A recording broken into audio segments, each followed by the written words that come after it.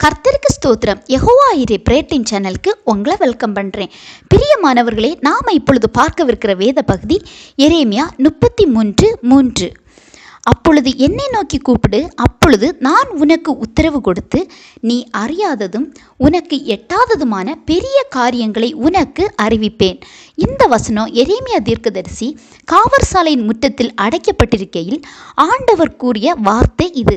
இந்த வசனத்தில் ஆண்டவர் என்னை நோக்கி கூப்பிடு என்று சொல்கிறாங்க. அப்படி கூப்பிடும்போது இந்த வார்த்தைகளை நல்லா கவனிங்க. நீ அறியாததும் எட்டாததுமான பெரிய காரியங்களை அறிவிப்பேன் என்று சொல்லப்பட்டுள்ளது. ஒரு மனிதனுடைய அறிவுக்கு ஒரு அளவு உண்டு. எந்த ஒரு பிரச்சனையிலையும் ஒரு மனிதன் எடுக்கிற முடிவுகள் மனித அறிவுக்குள்ளேயே அடங்கி போய்விடுகிறது. அதனால தான் நாம் சில பிரச்சனைகளில் மாட்டும்போது ரொம்ப டிப்ரெஷனாக உடல் ரீதியாகவும் மன ரீதியாகவும் ரொம்ப டயர்டாகவும் நம்ம ஃபீல் பண்ணுறோம். ரொம்ப தளர்ந்து போகிற அனுபவம் நமக்கு காணப்படுகிறது. அதனால் அதே பிரச்சனையில் ஆனால் தேவ அறிவு செயல்படும் போது அது ஒன்றுமில்லாமல் போய்விடுகிறது. எந்த ஒரு பிரச்சனையில் நீங்கள் இருந்தாலும் நீங்கள் ஆண்டவரை எந்த டைமில் கூப்பிட்டாலும் அவரது செவிகள் நமக்கு திறந்திருக்கிறது என்பதை மறக்கக்கூடாது.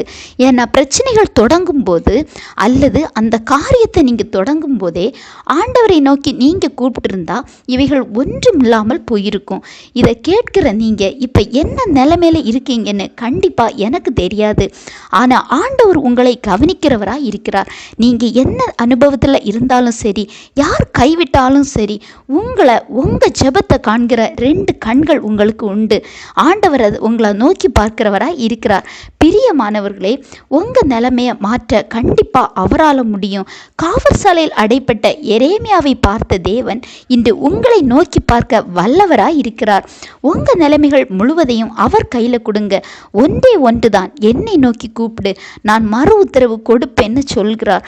அடுத்ததாக நீங்கள் அறியாததும் எட்டாததுமான ஒரு மாற்றம், உங்களை வேதனைப்படுத்துகிற காரியங்களில் உங்கள் வேதனைகளை மாற்றி போடுகிற மாதிரி ஒன்று கண்டிப்பாக நடக்க போகிறது. ஜெபியுங்கள், விசுவாசியுங்கள், அவரை நோக்கி கூப்பிடுங்க. மனுஷ அறிவு ஒன்றுமே இல்லை.